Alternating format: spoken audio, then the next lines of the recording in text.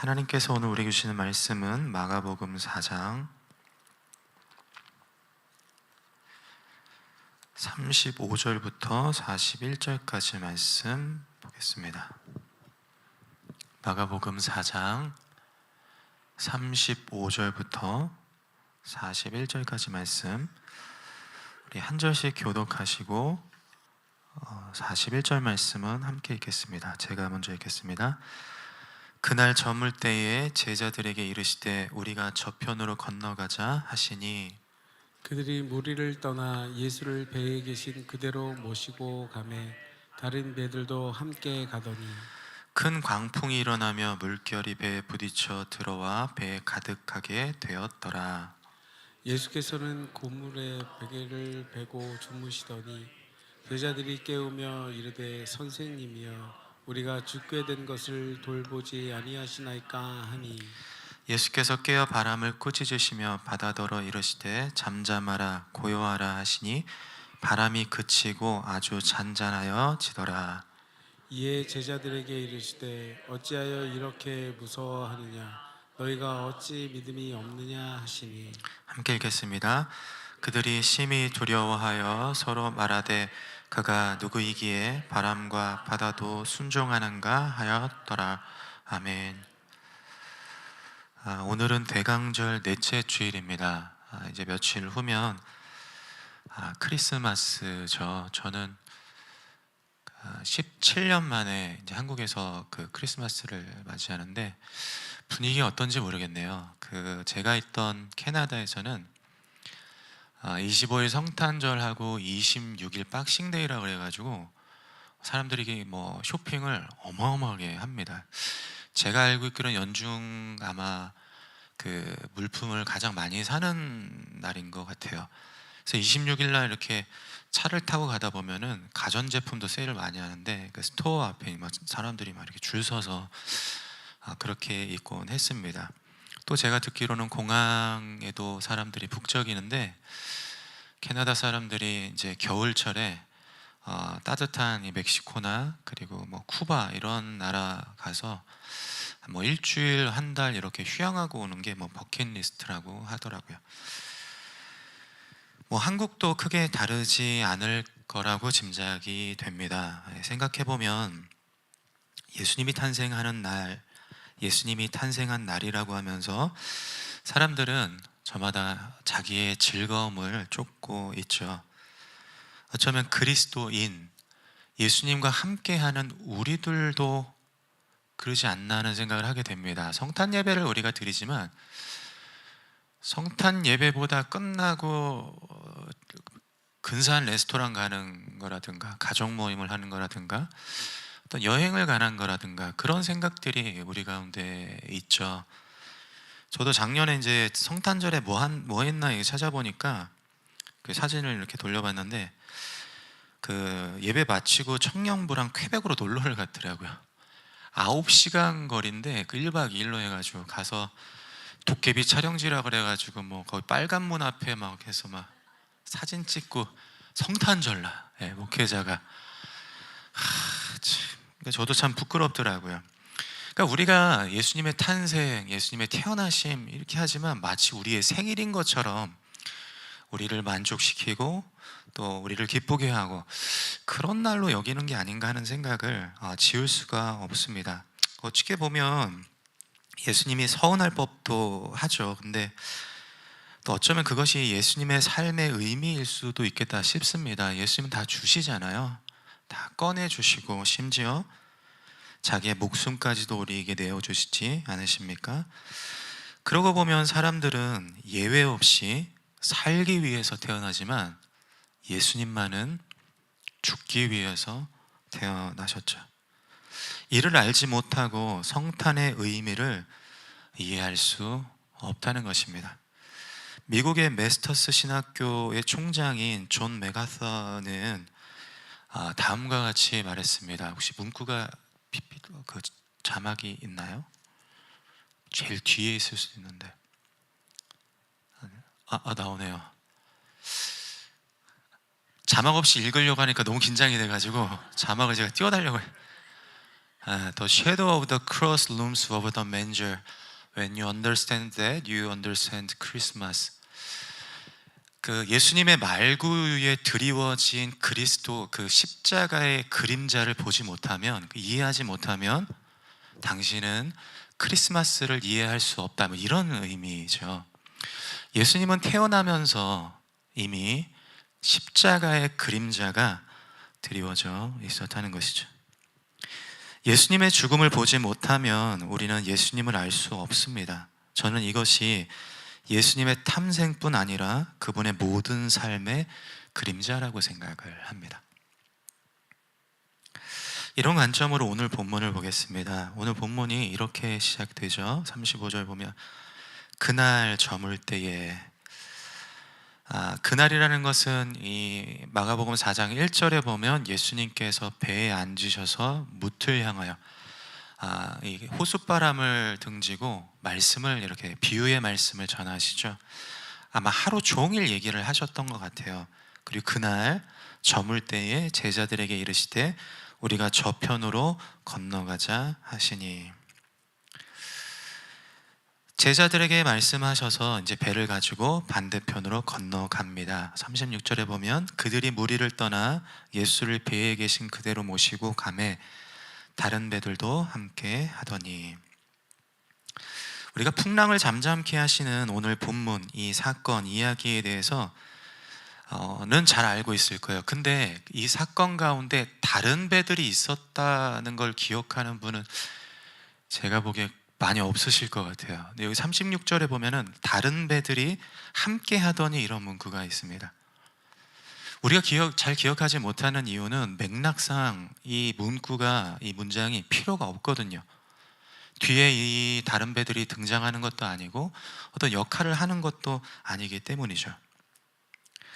현대 성서학에 있어 중요한 족적을 남긴 책 중에 하나가 리처드 보컴의 예수와 그 목격자들입니다. 비평학자들이 이제 성경을 신화나 혹은 소설로 다루어야라고 주장을 하는데, 리처드 보컴은 뭐라 그러냐면 성경, 특히 복음서를 보면 실제 사건을 기록한 근거가 여럿 있다고 주장을 합니다. 그 중 하나가 쓸데없는 상세함이에요. 리처드 보컴은 무관한 세부사항이라고 불렀습니다. 그러니까 우리가 어떤 사건을 기록을 할 때 그 목격한 사건의 기록 내용이 기억하는 대로 이제 적기 때문에 자질구레한 그 사항들이 많이 들어간다는 것이죠. 근데 이에 반면에 우리가 잘 짜여진 소설이나 영화를 보면요, 허투루가 없습니다. 뭐 대사, 인물, 이름, 소품 등은 작가의 의도가 반영이 되죠. 스타워즈를 보셨는지 모르겠는데 스타워즈 영화 중에 가장 유명한 대사가 뭐죠? 영화 안 보시나요?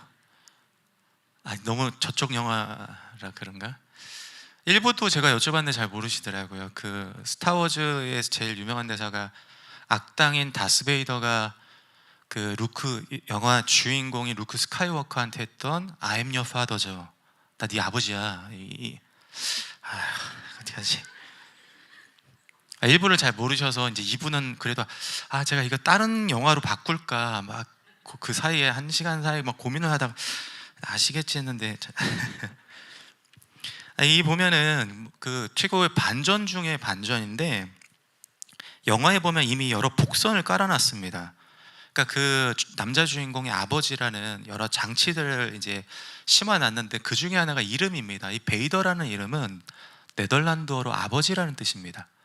그러니까 이것처럼 어떤 우리가 작가가 의도한 글, 이런 소설이나 영화에 보면요, 그 의미 없는 문구가 없다는 거예요. 만약 마가복음이 소설이라면 36절에 다른 배들도 함께 하더니 라고 적어놓고 이 배들이 뒤에 뭔 역할을 뭘 해야 돼요. 뭐 풍랑을 만났을 때 옆에서 도와준다든가. 근데 오늘 본문에 보면 안 나오거든요. 그래서 리처드 보컴은 뭐라고 얘기를 하냐면 이것이 목격자 진술이기 때문이라고 옳게 말합니다. 보고 듣고 경험한 사건을 그대로 옮겨 적어 놓았기 때문이라는 것이죠. 어떤 이들은 성경을 깊이 다뤄보지 않고 그저 꾸며낸 이야기로 치부하는데 성경을 꼭 한번 읽어보라고 권해드리고 싶습니다. 특별히 오늘 말씀도 보면 하나님께서, 예수님께서 실제 경험한 사건, 실화를 기록하고 있다는 것이죠. 그렇게 제자들이 예수님을 모시고 이제 반대편으로 건너가는데 문제가 생깁니다. 37절에 보면 큰 광풍이 일어나며 이렇게 되어 있죠. 지리학적으로 갈릴리 호수는 지중해 해수면보다 200m는 아래에 있습니다. 그리고 북쪽으로 올라가면 헬몬산이라고 백두산 높이에 있는 한 3km 정도 되는 만년선이 있는 산이 있는데, 거기서 찬 바람이 이제 아래쪽으로 이제 흘러내려오면 갈릴리 바다의 따뜻한 바람하고 이제 충돌이 일어나죠. 이 급격한 기류 변화가 발생을 합니다. 이 광풍의 소용돌이가 일어나는 것이죠. 엄청난 바람으로 파도가 몰아쳐 제자들의 배가 가라앉게 생긴 것입니다. 37절, 큰 광풍이 일어나며 물결이 배에 부딪혀 들어와 배에 가득하게 되었더라. 그리스도인이라면 누구나 인생의 배가 침몰할 때가 있는 것 같습니다. 더 억울한 것은 무엇입니까? 35절에 예수님이 가라 해서 순종해서 간 거고, 36절에 예수님이 함께 하심에도 38절에 주무시고 계신단 말이죠. 우리는 생사를 오갈 만큼 너무 심각한데 예수님이 침묵하는 것처럼 여겨질 때면 인내의 한계에 다다르게 되는 것 같습니다. 그래서 제자들이 어떻게 하냐면 38절에 보면 예수께서는 고물에서 베개를 베고 주무시더니 제자들이 깨우며 이르되 선생님이여 우리가 죽게 된 것을 돌보지 아니하시나이까 하니, 지금 제자들이 뭐라고 호칭을 하고 있습니까? 선생님이라고 부르고 있죠. 그러니까 예수님을 단지 성경을 가르치는 스승으로 여기고 있습니다. 여기 우리가 죽게 된 것을 돌보지 아니하시나이까 라는 말에는요, 비난과 책망의 뉘앙스가 담겨져 있습니다. 즉 제자들은 예수님을 탓하고 있습니다. 존 밀러가 쓴 바보들은 항상 남의 탓만 한다라는 책이 있습니다. 굉장히 직설적인 문구인데, 여기서 저자는 사람들이 무언가 실패를 하거나 어려운 상황에 직면했을 때 자신의 잘못을 인정하지 않고 남에게 책임을 전가하는 경향이 있다고 얘기를 해요. 오늘 제자들을 보십시오. 이 제자들 중에는 베드로, 안드레, 야고보, 요한, 바닷가에서 잔뼈가 굵은 어부들입니다. 갈릴리 출신이에요. 이미 풍랑을 수도 없이 경험을 했을 것입니다. 아마 오늘 큰 광풍이 몰아칠 때도 처음에는 이거 할 수 있어 라고 생각을 했을지도 모르겠습니다. 그런데 자기들의 지식, 경험, 능력으로 감당이 안 되는 거예요. 만약 그때 이게 내가 무능하구나, 내가 연약하구나, 내가 어찌할 수 없구나 라는 것을 인정하고 예수님을 찾으면 되는데, 예수님께 도와달라고 하면 되는데, 예수님께 요청하면 되는데, 제자들이 그렇게 하지 않죠.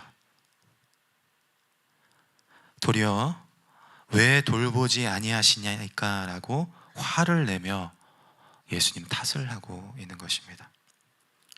제자들은 왜, 무엇 때문에 이렇게 반응을 할까요? 38절을 다시 보면은 이렇게 기록하고 있습니다. 선생님이여 우리가 죽게 된 것을 돌보지 아니하시나이까. 이제 죽을 것 같은 거예요. 40절에 보면 예수님이 이걸 무섭다라고 표현을 하죠. 두려운 것입니다. 제자들은 두렵기 때문에 그 책임을 예수님께 전가를 하고 있는 것이죠. 사람은 누구나 이런 감정이 찾아오는 것 같습니다. 우리가 특별히 이제 위협을 느낄 때 이런 감정을 느끼는데, 생명의 위협을 느낄 때, 가령 사고나 자연재해, 폭력이나 건강에 이상이 있을 때죠. 사회로부터 거절당하거나 부정적인 평가를 들을 때도 느낍니다. 그래서 너무 비난받을 것 같으면 손에 땀이 나고 피하게 되는, 무서운 거죠. 또 사랑하는 가족이나 혹은 반려동물을 잃을 때도 이런 감정을 느낍니다. 또 미래가 불확실할 때도 그렇죠. 저는 이제 온누리 비전교회 오기 전에까지 이제 한 5개월가량 공백이 있었는데, 처음에는 좀 쉬어서 좋다 했는데 시간이 계속 가니까 너무 불안하더라고요. 그래서 지금 여러분을 만나서 얼마나 감사한지 모르겠습니다. 잘 안 느껴지시는 것 같아가지고 내가 어떻게 해야 되지? 막 그런 질문을 제가 혼자 하고 있었는데, 이렇듯 우리의 인생에 몰아치는 광풍은 우리의 마음과 감정을 막 이렇게 흔들어 놓아요. 근데 우리의 마음을 이렇게 흔들어 놓을 때 우리가 뭐 그러려니 할 수도 있겠지만, 성경은 우리의 신앙의 중심을 마음이라는 표현을 쓰고 있는데, 곧 이것은 신앙의 문제와 직결이 된다는 것입니다. 그래서 우리가 이런 문제를 잘 다루어야 하는데 그게 쉽지가 않은 거예요. 심리학자 토머스 홉스는 두려움이 타인을 공격한다라고 지적을 합니다. 마치 고슴도치와 같죠. 고슴도치의 가시는 단단하고 뾰족한 케라틴 구조로 되어 있어서 닿으면 이 바늘에 찔린 듯 고통스럽다고 합니다. 근데 이 어떨 때 고슴도치가 가시를 이렇게 돋우는가 하면 공포심을 느낄 때라고 해요. 그러니까 내면이 너무 약하니까, 자기가 연약하기 때문에 무서우면 공격하는 거예요. 사람도 마찬가지죠. 내면이 불안하면 사람은 자기를 보호하기 위해 남을 공격하기가 쉽습니다. 그래서 누군가 여러분에게 너 때문이야 라고 책임을 전가하면 그거에 막 흔들릴 필요 없습니다. 상처받으실 필요 없어요. 그렇게 말하는 사람은 뭐라고 얘기하냐면 나 무서워라고 얘기를 하는 거예요. 반대로 내가 자꾸 남을 탓하고 상황을 탓하고 교회를 탓하고 때론 신을 탓한다면 자기 안에 어떤 두려운 마음이 있다는 것을 인정을 해야 됩니다. 내가 지금 뭔가 불안하구나, 내가 지금 뭔가 두렵구나. 이것이 중요한 이유는 말씀드렸듯이 믿음의 문제와 직결이 되기 때문이에요. 40절 말씀에 보면 이렇게 기록하고 있죠. 이에 제자들에게 이르시되 어찌하여 이렇게 무서워하느냐, 너희가 어찌 믿음이 없느냐 하시니. 제자들이 풍랑이 몰아쳤을 때 느꼈던 두려운 감정을 예수님께서 뭐라고 평가하시냐면 너네가 믿음이 없어서 그런 거야 라고 얘기를 하죠. 제자들이 두려워한 이유는 눈앞에 보이는 문제 때문이 아니라 문제보다 크신 예수님을 보지 못한 것입니다. 예수님을 신뢰하지 않은 거예요. 우리에게 찾아오는 광풍과 같은 문제들, 사업의 어려움, 관계의 문제, 누군가 비난하는 말, 나의 마음을 흔들고 나의 감정을 부정적으로 편향되게 만드는 그런 모든 상황들은요, 외부적으로 그분들 때문에, 그 사람들 때문에, 상황 때문이 아니라 내가 예수님을 보지 못하는 거예요. 배 안에서 나와 함께 하시는 예수님을 신뢰하지 못하기 때문인 것이죠.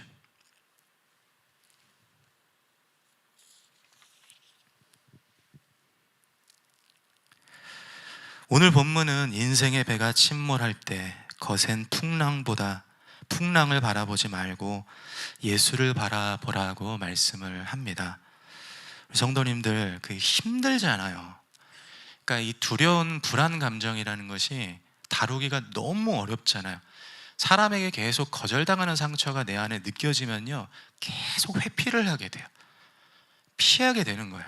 근데 그런 감정들이 다루기가 너무 힘들고 또 불순한 감정들이 계속 올라오고 막 어찌할 도리가 없다고 여겨져도요, 정답은 하나예요. 예수님 바라보는 것밖에 없습니다.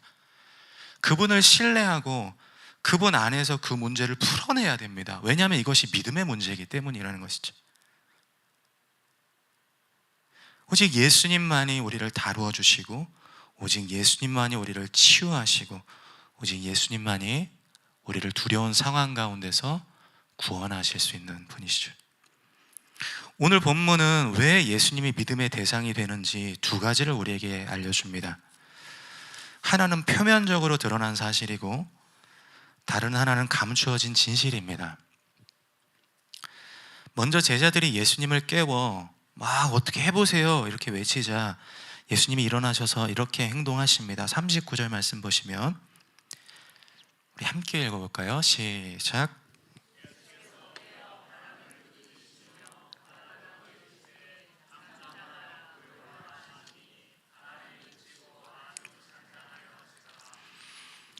예수님께서 말씀하시죠. 잠잠하라, 고요하라. 그러니까 바람이 그치고 아주 잔잔하여지다. 여기 잔잔하는 것은 파도를 얘기합니다. 보통 바람이 거세게 불다가 멈춰도 물살은 여전히 사납게 일어나기 마련이거든요. 근데 예수님이 말씀하시니까 바람도 사라지고 막 이렇게 미쳐 날뛰던 파도도 입을 꾹 다물고 있는 것입니다. 무엇을 말해주냐면 예수님이 어떤 분이신지를 말해주는 거예요. 창세기 시편 104편에 보면 천지 창조에 대한 서사를 기록하고 있는데 이런 내용이 있습니다. 시편 104편 6절 7절에 보면 옷으로 덮음같이 주께서 땅을 깊은 바다로 덮으심에 물이 산들 위로 솟아올랐으나 주께서 꾸짖으시니 물은 도망하며 주의 우레소리로 말미암아 빨리 가며. 세상을 창조하신 하나님의 창조의 역사를 이렇게 지금 시적으로 그려주고 있죠. 근데 오늘 본문 말씀하고 유사하고 있죠. 39절이 무엇을 말씀해 주는가 하면 예수님이 온 세상을 만드신 창조주시라는 것입니다. 예수님께서 온 세상을 만드셨다는 거예요. 예수님은 자연뿐만 아니라 제자들의 요동치는 마음도 진정시켜 주셨습니다. 예수님은 아주 섬세하게 제자들의 마음을 어루만져 주신 것이죠. 오래전 미국 디트로이트에서 있었던 일이라고 합니다. 그 자동차 공장들이 디트로이트에 이제 많이 이렇게 있는데 어느 날 이제 어느 겨울 시외에 살고 있던 유명한 정비사가 아침에 출근하는 도중에 이제 자동차가 고장이 난 거예요. 이렇게 차를 밀어서 옆으로 세워놓고 이제 차를 살펴보기 시작했습니다. 근데 원인을 발견할 수 없고 날씨는 점점 추워져 이제 어쩔 줄 몰라 이제 당황하고 있을 때였습니다. 그때 지나가던 자동차 하나가 멈춰 서더니 노신사 한 분이 차에서 내려서 도와줄까요? 이렇게 얘기를 한 거예요. 정비사는 속으로 얘기를 하죠. 디트로이트에서 내가 제일 유명한데 내가 정비를 못하면 당신이 뭘 할 수 있겠어? 라는 생각을 했지만 한번 해보세요 이렇게 얘기를 했다고 합니다. 그리고 노신사가 자동차의 몇 군데를 이제 만지더니 시동을 켜보라고 했습니다. 정비사는 별 기대감 없이 시동을 켜는 순간 깜짝 놀랐죠. 시동이 켜지는 거예요. 도대체 저 사람 누구지? 라고 생각을 하는 겁니다. 내가 디트로이트에서 제일 정비를 잘하는 사람인데 그렇게 궁금해하고 있을 때에 노신사가 명함 한 장을 주고 떠났습니다. 그 명함에는 이렇게 적혀 있었습니다. 헨리 포드. 이게 웃긴 건가요? 그 자동차를 만든 사람이라는 것이죠. 자동차를 만든 사람이 그 자동차를 제일 잘 알고 있는 거예요. 저와 여러분을 가장 잘 알고 계시는 분이 누구십니까? 예수님이시죠. 우리는 살아가다 보면요, 우리 자신이 자기 자신을 잘 몰라요. 내가 느끼는 감정, 내가 생각하는 것, 내가 판단하는 것, 내가 옳다고 여기는 것. 근데 어느 순간에 뭔가 보면은 다른 방향으로 가 있고 다른 판단을 하고 있고 그것이 우리의 모습이라는 것이죠. 근데 우리를 가장 잘 알고 계시는 분이 예수님이십니다. 예수님처럼 우리를 속속들이 잘 알고 계시는 분이 없다는 것이죠. 그래서 저는 정말 기도하는 거예요. 오늘 말씀에 이 예수님께서 풍랑을 잠잠케 하시는 그 창조주 하나님의 역사가 풍랑이 일어나는 여러분의 삶에 나타나기를 축복합니다. 사업에 어려운 문제들이 막 일어날 때 주님께서 잠잠하라라고 말씀하셔서 그 문제가 해결되기를, 여러 가지 사람과의 관계에서 마음 다치고 힘들고 상하고 그래서 감정이 막 소용돌이 치는 가운데 주님께서 고요하라라고 말씀하실 때 우리 마음 가운데 심령 가운데 그런 평안이 임하기를, 그래서 어떠한 상황과 어떠한 풍랑이 우리의 삶에 몰아친다 할지라도 주님 선포하여 주셔서 우리가 평안 가운데 거하는 그런 축복이 저와 여러분들의 삶 가운데 나타나기를 기원합니다. 두 번째는 오늘 말씀에서 예수님에 대해 감추어 둔 진실을 우리에게 하나 암시를 하고 있습니다. 그 1974년 퓰리처상을 수상한 어니스트 베커가 쓴 죽음의 부정이라는 책이 있습니다. 여기 보면 인간이 유일하게 자신이 죽을 존재라는 사실을 자각한다라고 얘기를 해요. 그래서 인간의 근본적인 불안이 죽음의 불가피성에서 비롯된다, 이렇게 얘기를 합니다. 그러니까 우리가 뭔가를 할 때 막 무섭고 막 공포스럽고 막 두렵고 불안하고 한 그 근원에, 이 기저에는 뭐가 깔려 있냐면 죽음이 깔려 있다는 거예요. 그게 해결되지 않으면 인간의 모든 삶은 두려움으로 시작해 두려움으로 끝난다는 것이죠. 근데 오늘 예수님께서 뭘 하시냐면 그 근원적인 문제를 다루고 계십니다.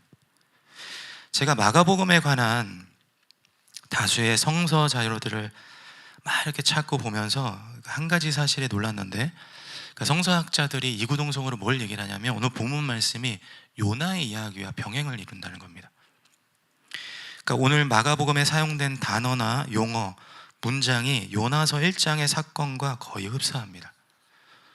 제가 읊어드리면 37절에 광풍이 있습니다. 요나서 1장 4절에 큰 바람과 큰 폭풍이 일어나죠.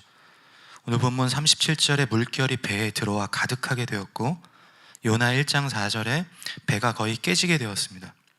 38절에 제자들이 두려워합니다. 요나 1장 5절에 사공들이 두려워하죠. 예수님도 요나도 잠이 듭니다. 결과적으로 두 사건 모두 풍랑이, 광풍이 그치죠. 제자들과 선원들이 크게 두려워합니다. 왜 마가복음의 저자 마가는 예수님의 사건을 이 요나의 사건과 중첩돼 겹쳐 보이게 그렇게 기록하고 있을까요?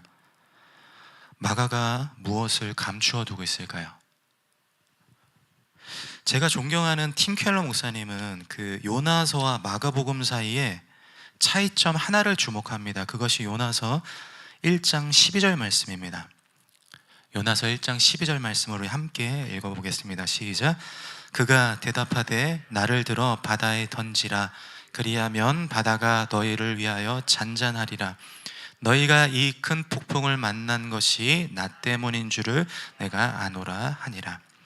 요나가 폭풍 속에 던져졌고 이내 풍랑은 잠잠해졌습니다. 하지만 마가복음에서는 다른 문장들이 거의 유사한데 마가복음에는 그런 일이 일어나지 않은 것처럼 보이죠. 과연 그럴까요? 마태복음 12장에 보면 예수님은 스스로를 가리켜 요나보다 더 큰 이가 여기 있다라고 말씀하십니다. 예수님이 요나시라는 거예요. 그리고 예수님은 요나가 바다에 잠겨 물고기 뱃속에 있었던 것이 예수님의 죽음과 부활을 투영하고 있다고 말씀하시죠. 마태복음 12장 40절, 요나가 밤낮 사흘 동안 큰 물고기 뱃속에 있었던 것 같이 인자도 밤낮 사흘 동안 땅속에 있으리라. 그럼 보십시오. 오늘 말씀이 무엇을 우리에게 일러주고 있습니까? 요나는 자신의 죄로 인해 배 밖으로 던져졌지만 예수님은 우리의 죄를 위해 폭풍 속으로 몸이 던져지셨다는 것입니다. 예수님이 죽음으로 뛰어드신 거예요. 예수님은 십자가로 던져지신 것입니다. 여러분, 우리의 인생의 광풍이 몰아칠 때 어떻게 예수님을 신뢰할 수 있습니까? 우리가 감당할 수 없는 사업과 가정, 관계 문제 앞에서 예수님을 의지할 수 있는 이유가 무엇입니까? 우리가 두려움에 떨고 불안할 때 어떻게 예수님을 바라볼 수가 있습니까? 그분이 우리의 근원적인 두려움의 문제인 죽음의 풍랑으로 뛰어드셨기 때문이죠. 그래서 우리가 주를 신뢰할 때 우리는 배 안에서, 주님 안에서 평안합니다. 우리가 살아가다 보면 우리 주변으로 소용돌이 치는 것 같은 느낌이 들 때가 있어요. 사람들이 막 뭐라 하고 이렇다 말하고 저렇다 말하고 비난하고 무시하고 사업적인 문제는 해결이 안 되고 왜 이런 어려운 문제들이 나의 삶에 닥쳐오는지, 광풍이 우리에게 인생에 몰아치는 것처럼 우리가 이렇게 힘들 때가 있습니다. 그러나 우리는 흔들리지 않습니다. 우리는 견고합니다. 왜냐하면 우리는 주님 안에 있기 때문이죠. 우리는 그리스도 안에 있기 때문입니다. 예수님은 우리의 진정한 요나, 구원자가 되십니다. 예수님은 태어나신 순간부터 모든 삶이 죽음으로 향하십니다. 오늘 예수님은 두려움의 근원이 되는 죽음의 풍랑에서 우리를 건져내어 주시죠. 주님은 십자가에 몸을 던져 우리의 삶을 요동치지 않게 평안으로 인도하십니다.